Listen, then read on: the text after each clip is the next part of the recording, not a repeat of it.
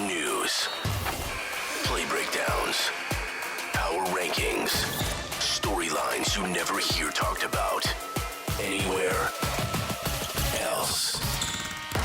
It's all straight shots here, fired by straight shooters. S and Gun. This is the Objective Basketball Podcast. Ladies and gentlemen, we are back. 2024 is in the building. Happy New Year, Lauren. Hope Happy you New Year. had a great New Year. Hope you had a great holiday season. I had a wild New Year because Oh boy. no, not like that. It's just the OG trade kind of just threw everything into a flux. Yeah. No kidding. I It's had no crazy time. that we haven't gotten to talk about it yet. It's Yeah, crazy. I know. I guess, look, for the folks who are listening to this, you can go, there have been like 5 different versions of reactions and breakdowns and films that I've done on SDPN's YouTube channel. If you want, you can go and listen to those or watch those for more in-depth look at the OG Anunoby, Emmanuel Quickley, RJ Barrett trade. But I guess from your perspective, like what was your takeaway from the trade before we get into the topic at hand? Yeah, I mean, without, going too far into it or even repeating, I'm sure, a lot of what you said, I thought it was pretty well balanced. I think for Toronto, the only, I guess, gripe that I would have had was I would have liked to see Toronto get first round compensation, even if it were protected, whether they were heavy or light. I would have liked to see that for them. But for a guy in his final year that could walk at some point, or I guess in the very near future, and Toronto having experienced that a few times now, getting what they got after having lived through that multiple times, I thought it was a phenomenal return and definitely kind of helped reset the deck on the right timeline. So I thought it was a great return, not getting just one but 2 guys. And so I was very surprised that it was OG, but I thought it was a really well balanced trade, and I thought it was a good move for both sides. I think it kind of really helps define the paths moving forward for both teams, even though they are in such different positions. Yeah, your surprise was just as surprised for me. I mean, I thought, even in the amount of conversations we've had in the couple of weeks that kind of led into this, how many times have I said, I guarantee you OG staying on this team. I guarantee you Right. Pascal is going to be traded. And then the complete opposite happens. And remember, I told you, the Raptors go the unconventional route always. That's What true. you think they will do, they will ultimately do the opposite. And guess what, ladies and gentlemen? They did the opposite again. Where were you when you got the news? I was packing my backpack to leave the house. Oh, no. I had plans with friends that I hadn't seen in a couple of months. So I was ready to go. We were going to get Korean fried chicken. It was going to be an experience. It was delicious. So that didn't happen. Literally backpack on, about to leave the door. No. And when you just check your phone, And you're like, I was like, okay, I guess I'm not going out today. oh, So that was the rest of my day. And also they lost to the Pistons. So that was they did another aspect of it. Yeah. What are you going to do? It'll be interesting. I'm sure we'll do our takeaways once we actually see these guys play. OG Anunoby is expected to make his debut for the Knicks in an hour. Emmanuel Quickley and RJ Barrett will do so tonight against the Cleveland Cavaliers. But today we're going to talk about New Year's resolutions. It is New Year's Day, technically. We're still in the early ons of the 2024 year. And I think it'd be a good time to kind of look at what some teams should do, what their New Year's resolution should be.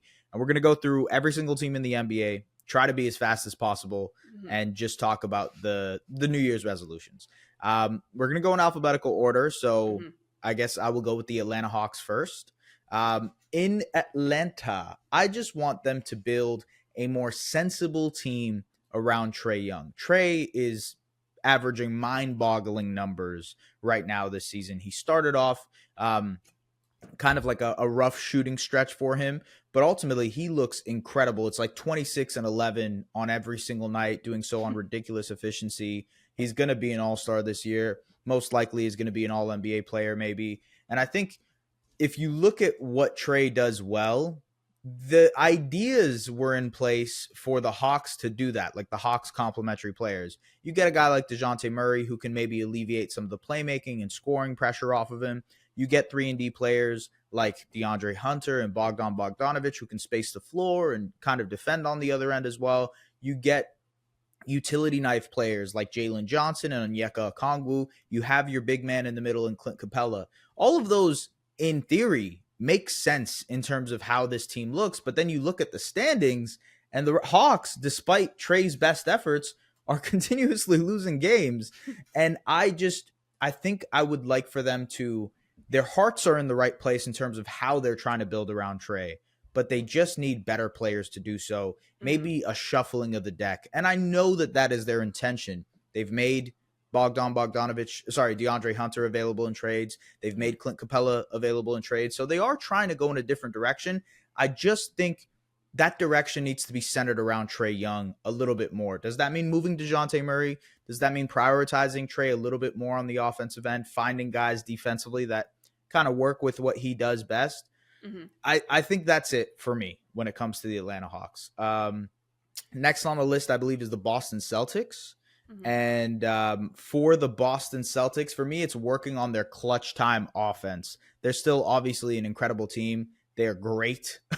Like there's not many things you can pick. I could have said, hey, win the championship is your New Year's resolution. Right. And that would be a pretty fair resolution to give. But I think in order to do that, they need to work on their clutch offense. They still shoot pretty efficiently in clutch. Their offense is still near the top of the league in the clutch, but the pacing of it is so slow. And you see that because I looked up their clutch numbers. They are dead last in pace when it comes to clutch time in general. Now, still, they are winning games because they're just good. They have a lot of talent. They're able to grind things out. But I think when the going gets tough, ultimately, they slow down way too much, and they're trying to find a perfect shot versus taking a shot that's available to them. And I think that might come and hurt them in the playoffs. That is probably the one Achilles heel of this Celtics team, is how are they going to perform in the clutch? So yeah, that's it for the Boston Celtics. I think I have a double whammy here. With the Brooklyn Nets, right? Yeah. I've got a few. I'm just listing them off. Just okay. keep it going. You rolling. Yeah.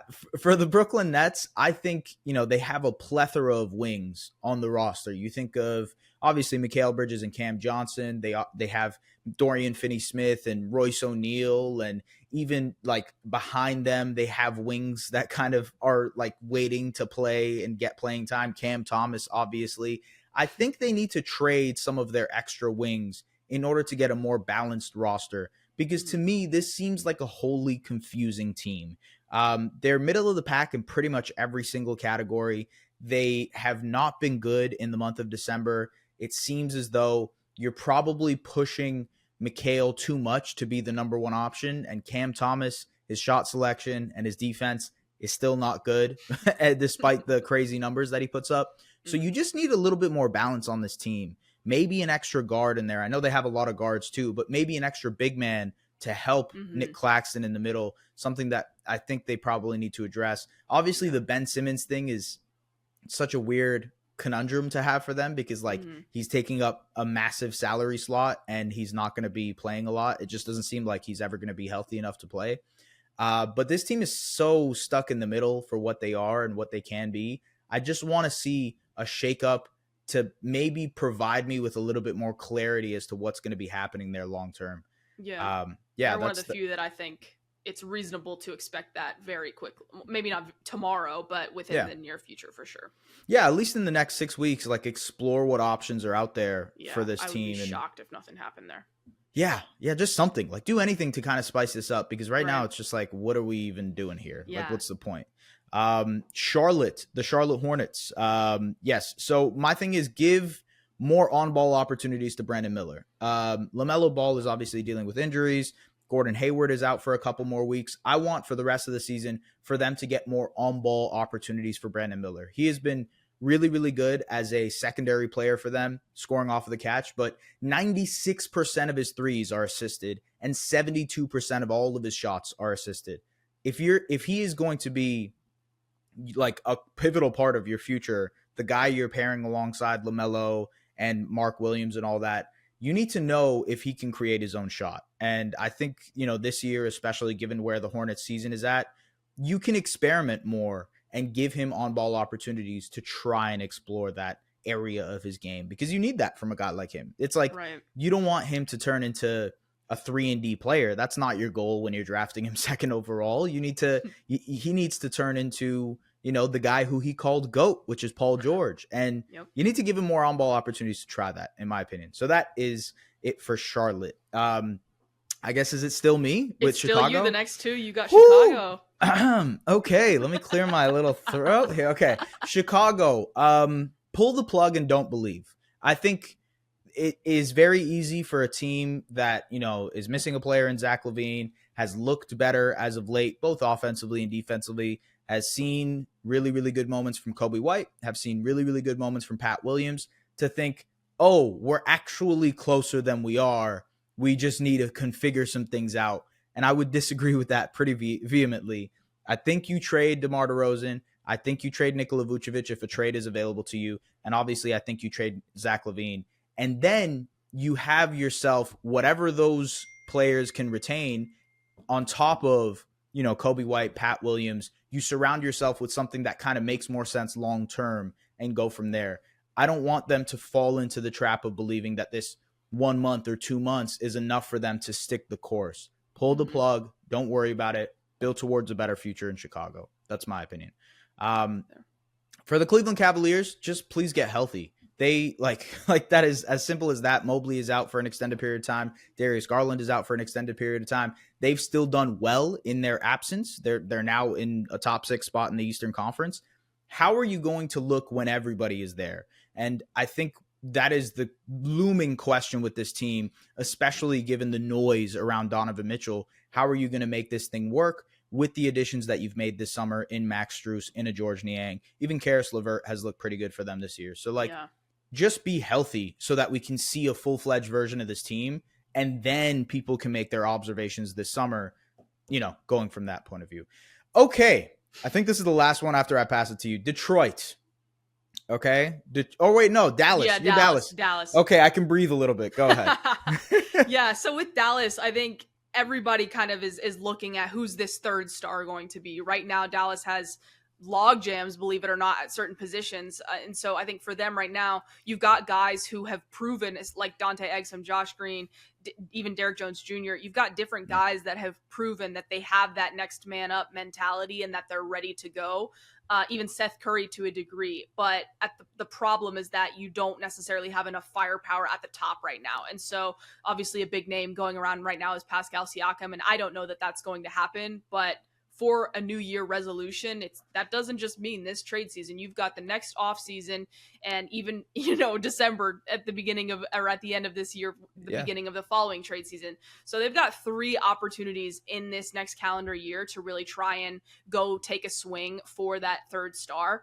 And I don't know if they're going to be able to necessarily get that immediately in this next trade deadline, because we're looking at the list of names that are available right now. Do they have the assets to pull that off? Maybe they do, maybe they don't.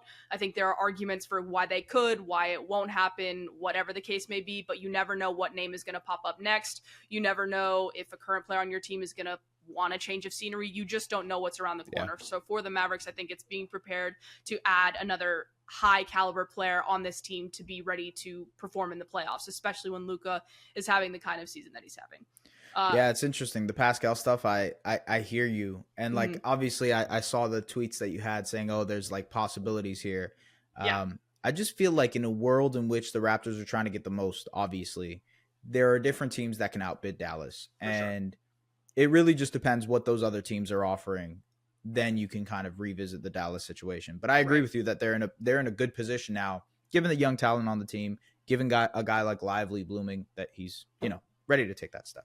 Right. Yeah. So I think that we'll see what happens, but I think that they're going to be aggressive when it comes to who could be out there. I mean, the fact that we were even having I'm not saying that Lauri Markkanen is going to be a Dallas Maverick, but the fact that name even surfaced out of the blue at some point or at one point in recent history, you just never know what's going to come up around the corner. So I think Dallas staying ready to pull that trigger when the time comes and put those offers, get the aggressive offers out there. I think they'll be in a position to acquire that third star. It will just be a matter of when, and it's very clear that that's where they're headed. Next up, we've got the Denver Nuggets.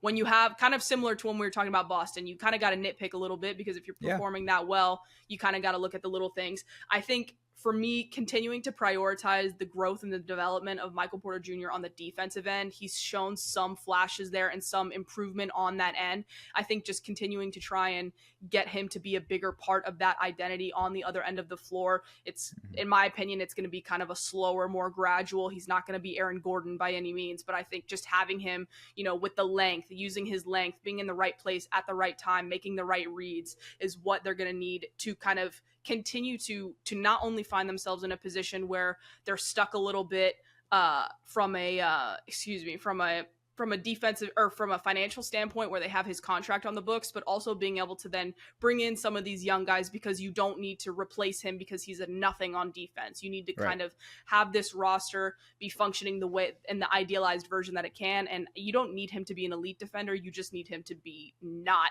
a horribly terrible one. And I think that that's very reasonable for them. No, that's a good one. That's actually, I'm curious to see what way they go and if they maybe make an addition, Yeah, I could see that. I could see that for sure. Very interesting. Okay. Detroit.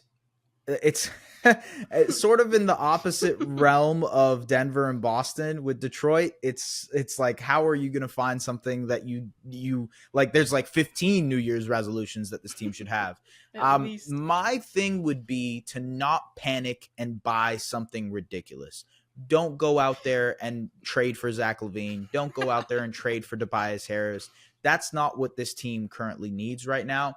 I think their focus needs to be shifted on fixing their rotation and enhancing the play of guys like Jaden Ivey, Asar Thompson, Cade Cunningham, Jalen Duren. And the fit of those guys is wonky, admittedly, but there are ways that you can mitigate that by finding fringe rotation pieces or rotation pieces that make a lot of sense for this team. So you don't have to go and make that big splash and add a Tobias Harris. You don't have to go and make that big splash and go and do Zach LaVine. And I understand they just lost 28 games in a row. It's hard to say, hey, we got to just kind of steady the course here.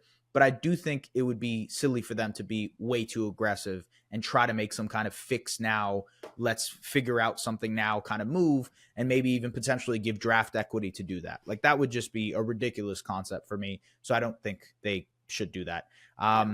Yeah, that's Detroit, I think. Yeah. Fair enough. Okay. So, I mean, looking over at the Bay with Golden State, I think, to me, the number one thing that they need to be looking at doing is trading Andrew Wiggins. I think there are conversations about Chris Paul, conversations about Clay and Draymond, but in my mind, the best way and the most, and I don't even want to say necessarily the best way, I think the most likely and most realistic option for them is to move off of the Andrew Wiggins contract, especially when you have some of these rookies playing the way, or not just the rookies, but the young guys playing the way they're playing. Move off of the Andrew Wiggins contract and find ways to kind of bring someone in that better addresses the areas that you're missing.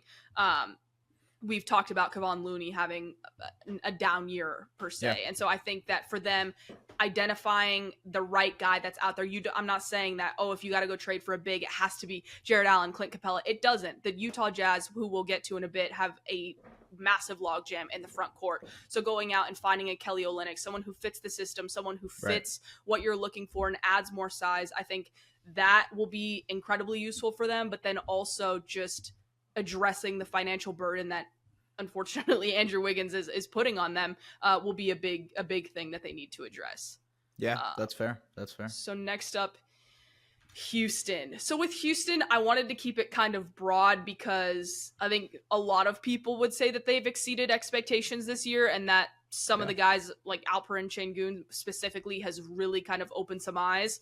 I think for them, trying to get a little feisty in the play-in, make the playoffs, to me, that it should be their New Year's resolution. I don't think you need to necessarily zone in on one area in terms of roster changes or making any acquisitions or anything like that. I think there's definitely places that can be improved and even opportunities to maximize on with guys that are quality players but are not cracking the rotation.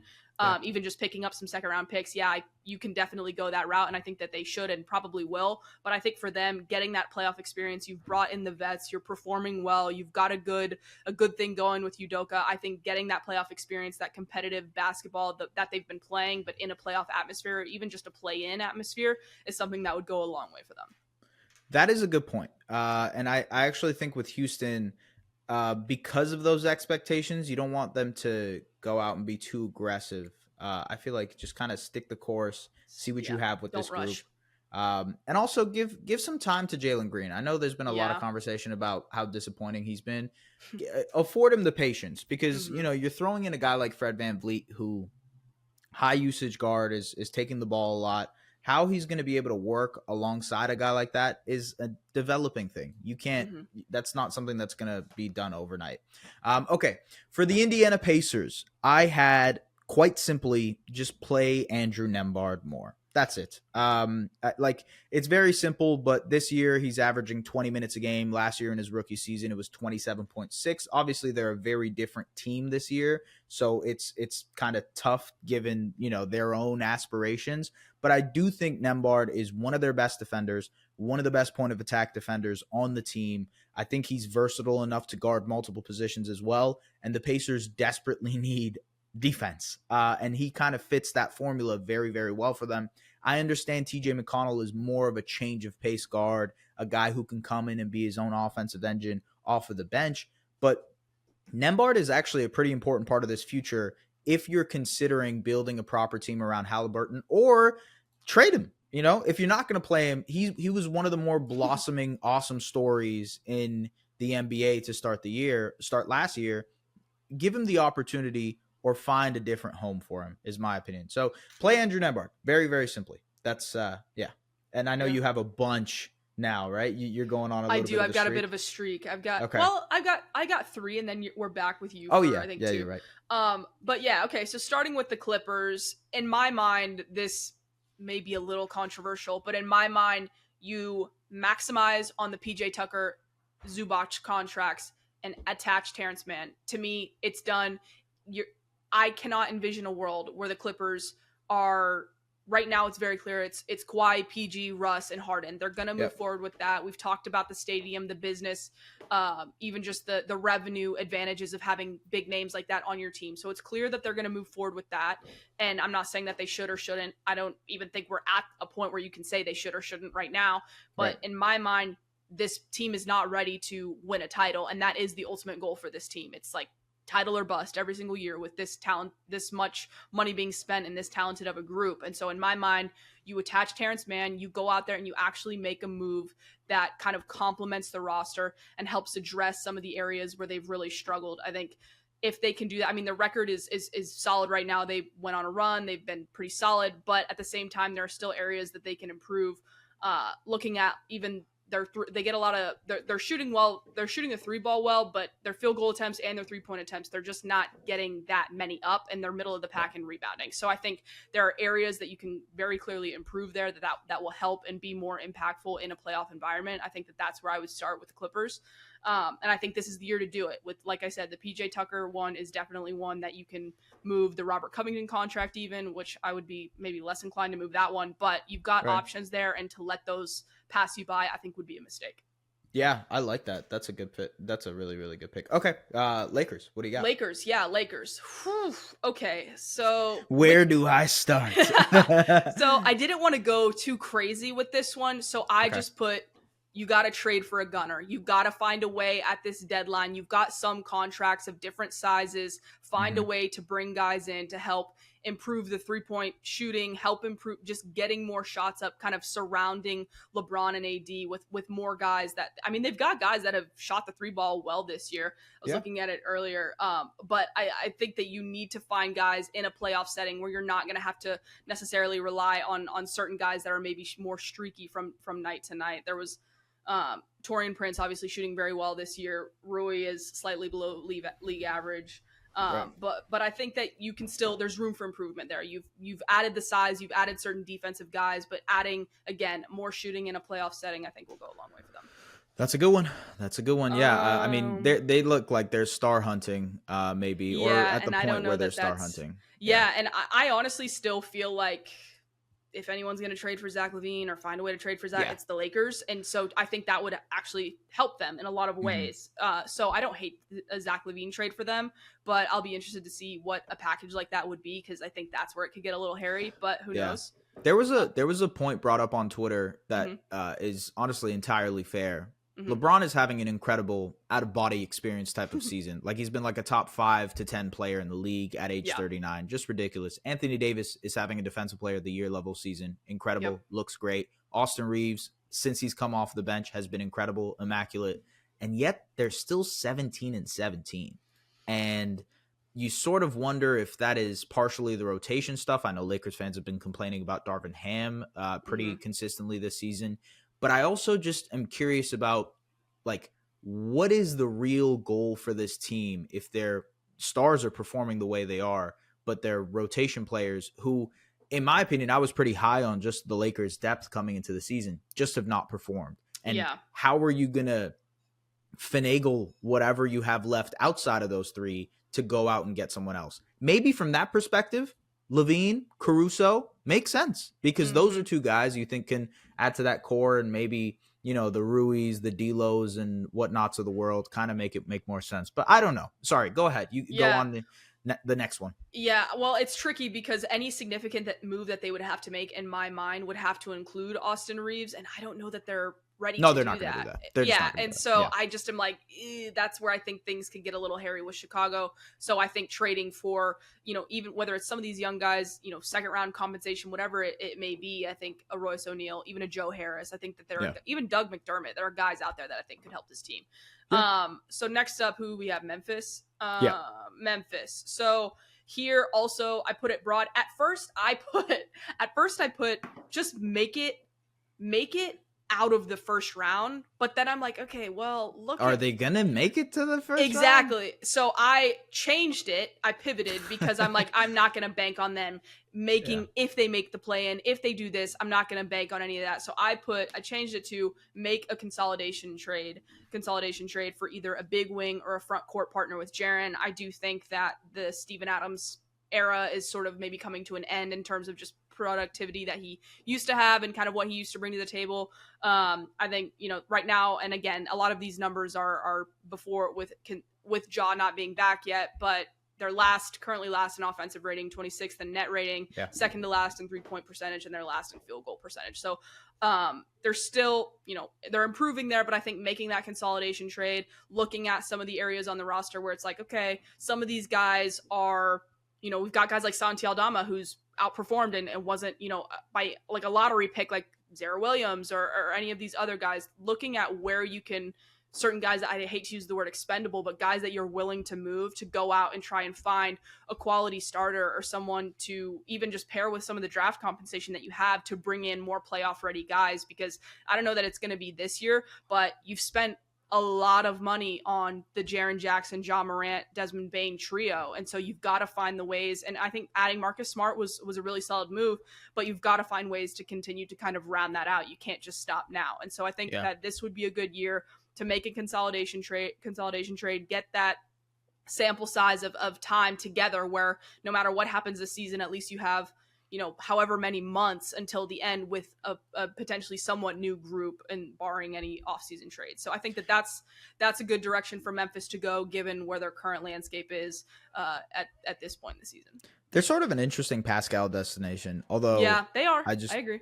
Yeah, I don't know how the money would work with that is the big issue. And I think that's probably a part of a lot of the reasons it's hard to trade Pascal. Okay, for the Miami Heat, I think inevitably, probably not this season, but this is more of a summer or next year resolution. Next year, or by next year, I mean next season.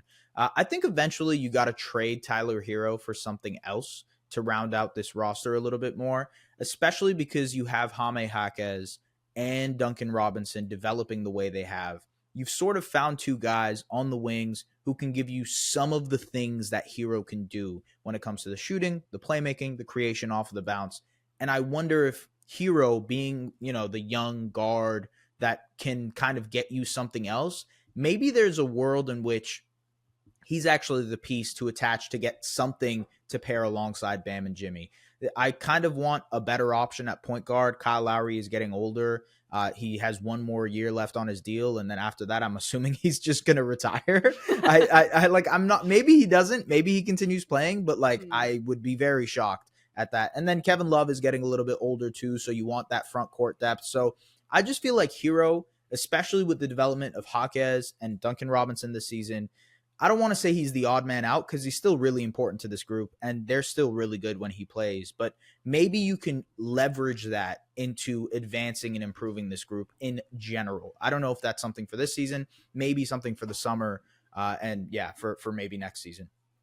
That is it for Miami. Milwaukee, very simply, just quite simply, just can we please get more Dame and Giannis pick and roll actions? Even more, because they have gotten better. They've steadily increased the amount of pick and rolls that they're running with Dame and Giannis. I just want more. I want them to spam that in order for them to have the best offense in the league. They have that type of potential. Chris Middleton is getting back into form, so he's going to be able to help them. But for me, ultimately, oh my God, by the way, Lauren, just as a side note, I've had people bug me because ultimately is my crutch word. So Really? I apparently it is because I use it in like every video. So I need to stop using ultimately. Mine is, oh God, it's a phrase.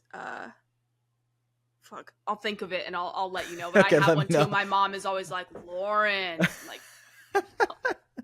Yeah, ultimately not a good decision. Yeah, I don't know. Anyways, for Milwaukee, I just think it's playing with Dame and Giannis a little bit more, being more creative in terms of using those guys more often. Minnesota, what do you got? Yeah, so Minnesota, again, performing very well this season, so you got to get a little nitpicky there, but they are middle of the pack in pace, middle of the pack in offensive rating, and again, these are things that I think, similar to what you said about Boston and what we've talked about with Denver, is in playoff settings, there are certain things that are going to kind of get, maybe not super exposed, but you've got to round out those things by the time the playoffs come around. And so in my mind, I think the best thing that Minnesota could do is go out kind of similar to LA and find another shooter, find someone that can get shots off, find someone that it's not necessarily pace that's their, well, actually, I mean, they are middle of the pack in pace. So I think finding somebody to help them keep things moving. Obviously, you're only going to be moving so quickly when you've got Karl Anthony Towns, Rudy Gobert, and even Naz Reid sometimes, even though that dude can move. But you're only going to be moving so quickly, but they're last in the league in field goal attempts per game. They're bottom 5 in 3-point attempts per game. So I think finding someone like an Alec Burks or even like a Matisse Thybulle, a Seth Curry, somebody that is kind of not that expensive to go out and get, but that can kind of keep and maintain the high level defense, but also is a veteran that can come in. And if you don't play them, it's not really going to hurt you. But if you do play them, they can give you a boost and kind of Dorian Finney-Smith is my guy. Dorian Finney-Smith. I like that. I think that that's a good one. I think the thing that interests me most is that I don't see them being super willing to trade Kyle Anderson, even though I don't want to say he's like off limits, even though he's on an expiring, but I think looking at like a Troy Brown and like some of these younger guys, I think that is where they could go out and maybe get someone around the edges that could really kind of come in and give them a boost and shift the distribution of youth towards kind of more veteran presence, but also just shooting and getting that area of their squad up, because I think right now that's something that I'm like, I don't get it, but what are you going to do? Yeah. Next up is New Orleans. This one I stared at for a minute. I am not even going to lie. This is a tough one. Yeah. I put the organization needs to pick a direction with Zion. I don't think that you can continue to, look at how good he is right now. Now he just didn't pass his like weigh-in, check-in, whatever. Right, I think that when you have Brandon Ingram and CJ McCollum and looking at how they perform when they're together, when the team is healthy, you can't have the biggest piece of your puzzle maybe checked in, maybe checked out. To me, you're doing a disservice to the coach, the team, the players. I think that that's a big, big miss. And I don't know what that answer is going to be. I don't know that they could necessarily go out and trade for, like, I don't even know who you would trade Zion for today, but that's a very, very hairy situation. But in my mind, we've seen this team perform at a very high level before. And so your the person who's theoretically supposed to be your number one, there is zero world in which it's acceptable to have someone that may be checked in, maybe checked out. That's just my opinion, though. I hear you. I think for New Orleans, it's like it's such a weird fit between Brandon Ingram and Zion, in my opinion, because none of those guys are prolific 3-point shooters. Like Brandon Ingram can create his own shot, but it's mostly off a diet of like mid-range jumpers and whatnot. Zion is feasting in the paint, but like you can see a world in which the team is built around Zion, and it includes guys like Trey Murphy and CJ McCollum and some of their shooters and the defense with Dyson Daniels and whatnot. But then there's a world in which you're building around Brandon Ingram, and that includes Jonas Valanciunas. That includes like Trey Murphy also. I think Trey Murphy is a big key for all of this. But I agree. yeah, it's sort of weird with what's happening in New Orleans. They're like completely they're a great team, and like there's great like prospects and just in general how they're going to be able to churn that out into something that's more than just a fun, interesting team. Going to be interesting to see ultimately. For sure. Okay, I got New York. New York, I think for me, especially given the OG Anunoby trade, I would just want them to be a little bit more flexible with their lineups. This is something that has come across when I've jumped on Nick's podcast in the last couple of days, is just the rigidness with Tom Thibodeau and his inability to be more creative when it comes to his lineup choices. Very, very stuck to his own guns type of thing. And OG is so versatile on the defensive end. His ability to guard multiple positions, 1 through 5, et cetera, et cetera. He gives you that ability to be so much more creative defensively. So you don't necessarily need a big man on the floor all the time. You don't need Isaiah Hartenstein all the time on the floor, or Jericho Sims, or even Precious Achiuwa or whatnot.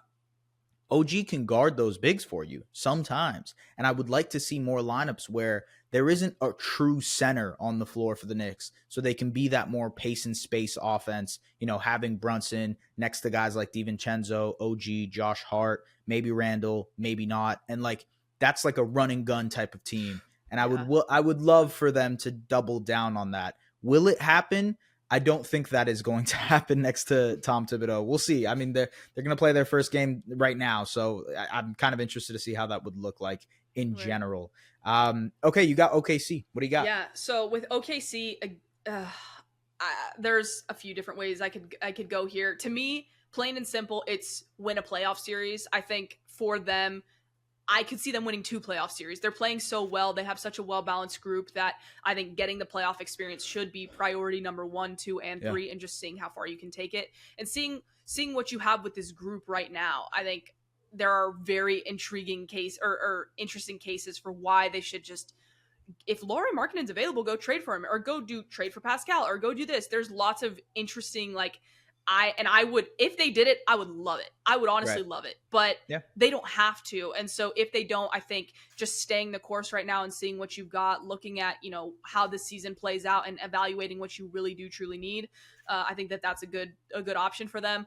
I also did want to just kind of add in there that I do think that something that they should kind of start to address is, you know, looking at guys like Ousmane Dieng and Trey Mann and some of these guys towards the bottom of the roster that you should be able to go out and get like second round pick or picks for. Like these were guys that or maybe not picks because they have a million, but like maybe they can get like rotation players. Yeah, them, do some sort of consolidation trade, or like they've got, I mean, Isaiah Joe has been huge for them. Kenrich Williams, like he also provides a very specific need for them. And so Aaron Wiggins also kind of similar deal there. But I think right now, looking at ways to not find yourself in a position where you did this summer where you had to waive guys that were interesting young prospects, but you just had too many of them, so you had to waive. I think they had to waive 4, and one of them may have been Oladipo because the trade. I can't remember, but you don't want to find yourself in a position where you're just having to cut guys. Like make use of those assets while you have them. So that's one thing that I'd like to see them do, and we'll go from there. I mean, we'll see, but you're up, Orlando. Yeah, Orlando. It's actually pretty similar, in a similar vein to OKC, in the sense that I think they need to be somewhat aggressive at the deadline in order to assure that they're either a playoff or a play-in team. They have slipped a little bit here as of late. They're 4 of 6 in their last 10. Their mojo is not as potent as it was to start this year.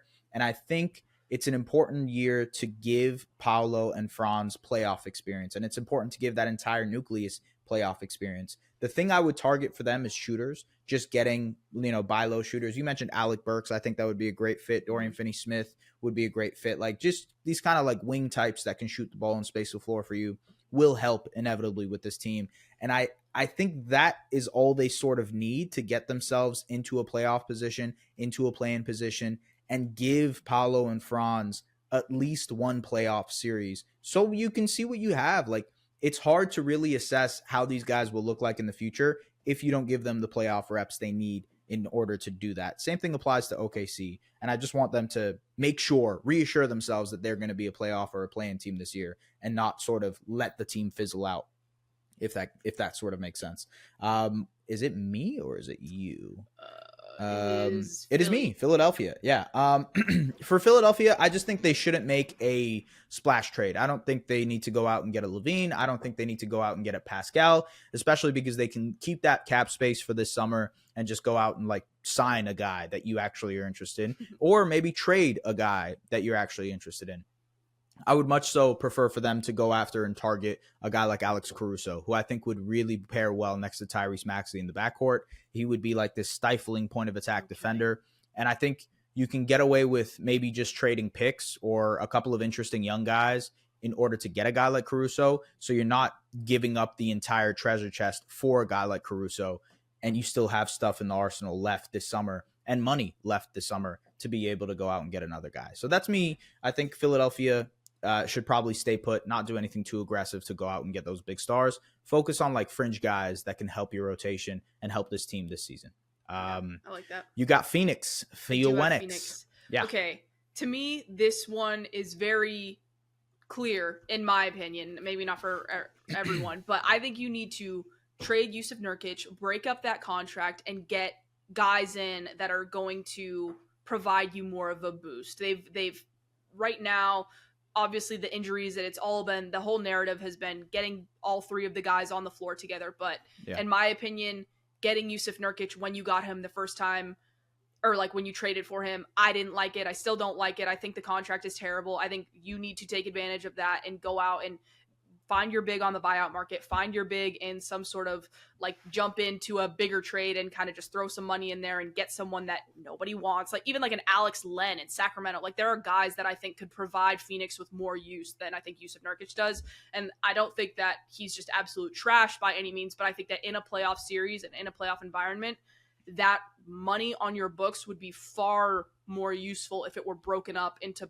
better system fit players than a Yusuf Nurkic. And so I do think that that's where they should go. I think what they've gotten from Grayson Allen this year, and even Eric Gordon, I think has been really solid, but you need more. I think even when the whole narrative that Kevin Durant is over it, when that started going out, I think that's where a lot of people are kind of seeing like, okay, they need, if you're not going to have these guys available, that's fine. Like if it's about just get to the playoffs, that's fine, but you have to have guys that can step on the court and like really give you something offensively and give you some juice. So I think that that's where they should be headed. I don't know who that will be, but I would be surprised if they didn't make a deal. Will it be Yusuf? I don't know if it will, but I think it should be. Next up is Portland. So this one is tricky because to me, and I don't want it to just seem like recency bias, but I absolutely think you need to figure out a way to make sure that Scoot is getting the time and reps to live up to the franchise cornerstone potential. Shaedon Sharpe and Anthony Simons are phenomenal. You've had Anthony Simons for a little while now. I'm not saying you need to trade him because he is a really, really good player.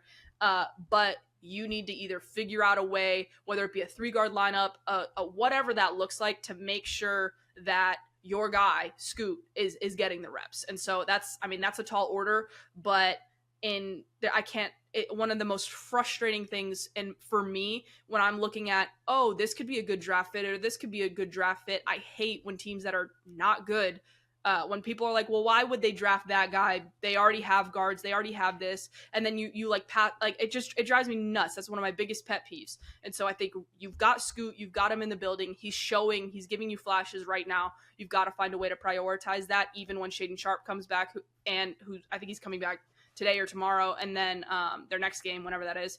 And then Anthony Simons is coming back soon as well. So I don't know that it's going to necessarily be immediately that they do a super big rotation change, but you've just got Brogdon, to find a right? way.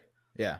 Oh, yeah, exactly. And so I think just find a way to sort that out. I don't know what they're going to do with Brogdon, but because he's been decent, so pretty solid. Right. So some challenges there, but I think that's definitely a big priority for them. All right, Sacramento. So for the Kings, I have that they need to trade for a big defensive-minded wing. Obviously, they're linked to Pascal, so maybe a dream scenario there. Right. We don't need to get into it too much, but I don't see a world where they trade Keegan Murray for him, but what do I know? But there are so many guys out there. We've mentioned Dorian Finney-Smith, even Royce O'Neal. I think even inexpensive guys like Torrey Craig, Jayshawn Tate, guys out on the margins that could come in and just be a system fit, not cost you that much, and just put you in a more playoff ready kind of environment. I think that that's the biggest area that Sacramento could improve, especially guys that have been in different situations. That kind of leans more towards Dorian and Torrey than someone like Jayshawn. But yeah, I don't know how interested they would be in kind of considering a Wiggins situation, but I mean, I don't know. That's a little messy. Probably too much money there. Yeah, I think there's too much money there. I think there's a world. I mean, there's a financial package where you can get Kuminga and Wiggins, but I don't see that happening, and I think that would be very risky for both teams involved. So, Sacramento, big wing, you got to go out there and get it, improve the defensive side of things. The San Antonio Spurs, this was by far the easiest one. You've got to find Victor Wembanyama a point guard, a true point guard, someone that can help set the table, build some continuity, someone that suits him, plays well next to him. Trey Jones is good. He's fun, whatever. But back when we had our episode with Noah and we talked about kind of their starting lineup issues and their roster issues, the true point guard that you need to pair with Wemby should be all the priorities right now. Yeah, I agree. Yeah, I mean, and by the way, kudos to you. You just went for like 8 minutes straight. Did I really? Whew. Yeah, hell yeah. Toronto. Okay. For this, I think just given the trade and Emmanuel Quickley and whatnot, I think the Raptors over this next year, need to re-sign Quickley, which will happen. He's a restricted free agent. Right. They will probably sign him. And I do think ultimately you need to just throw him into the fire almost immediately. Start him on game one. If you're listening to this, you probably already saw it, and I'd imagine that he isn't starting game one, but start him as soon as possible. Put him into as much opportunities as possible to see how much he can tap into with the extra usage, with the extra minutes, and pair him alongside Scotty Barnes as much as humanly possible over this next stretch. That probably means, by the way, trading a Pascal Siakam to prioritize touches for Quickley, to prioritize touches for Scotty. And I'm not going to go into the Pascal stuff again. We've talked about it 1,000,001 times. It just feels almost inevitable at this point that they're going to move on from him. What they get, what they are able to possess after that, who knows? But I do think the priority should be to get the Scotty Emmanuel Quickley two-man game up and running as fast as possible to make those two successful long-term. Utah, for you, what do you got? God, I'm so excited for Scotty and IQ. With Utah, another easy one for me. I think you've got to address, and I kind of alluded to it earlier, you've got to address the logjam in the front court. To me, I don't really understand how it was even possible that Lauri Markkanen was even discussed as being available. That is wild to me. But again, what do I know? You have Walker Kessler, who has been coming off the bench. Again, a little bit of a head scratcher for me.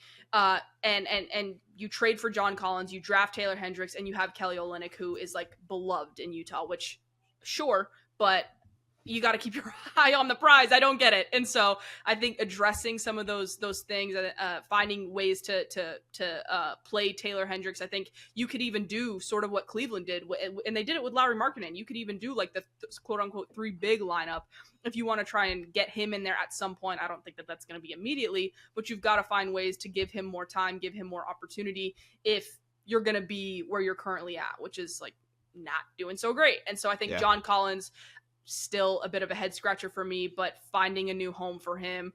I don't think it's necessarily because he's horrible or a bad fit or anything like that. I think it's just, you have a logjam. You don't need him.